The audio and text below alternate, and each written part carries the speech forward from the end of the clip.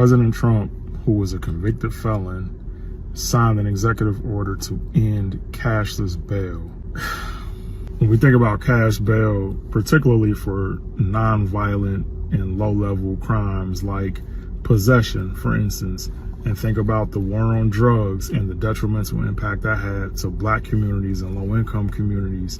If you give somebody, let's say, a $10,000 bond for simple possession with no other violent charges, well, if they can't afford to pay that $10,000, what happens? They end up sitting in jail for way longer than necessary. And while they're in jail, what happens?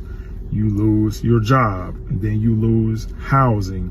So the cash bond system has played a major part in the role of recidivism. So it's interesting to me that a man who's a convicted felon signed that executive order, making it much harder for normal people to go through the justice system. And think about what he's doing around the National Guard, deploying the National Guard to different cities across America, over policing and over criminalizing.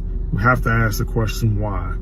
Because the prison industrial complex is a multi-billion-dollar industry. And we can talk later about how our current policing system was birthed from slavery, but let's just stick with the prison industrial complex and how many bodies are required to be in prisons for those prisons to make the money that they make. And I'll tell you a story. Back in 2020, when I ran for office the first time, I met with an Atlanta City Councilwoman, Mary Norwood, and she cut to the chase and said, if you want my endorsement, if you want the support financially from me and the Buckhead business community, you have to be willing to publicly say you will put juvenile youthful offenders on prison farms for rehabilitation.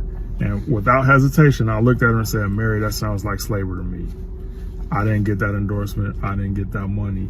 But that's a perfect example of you being able to see what all of this is about. It all boils down to dollars and cents. That's what the criminal justice system is really about. The criminal justice system doesn't care about people's lives. It's about certain people's pockets getting bigger and bigger.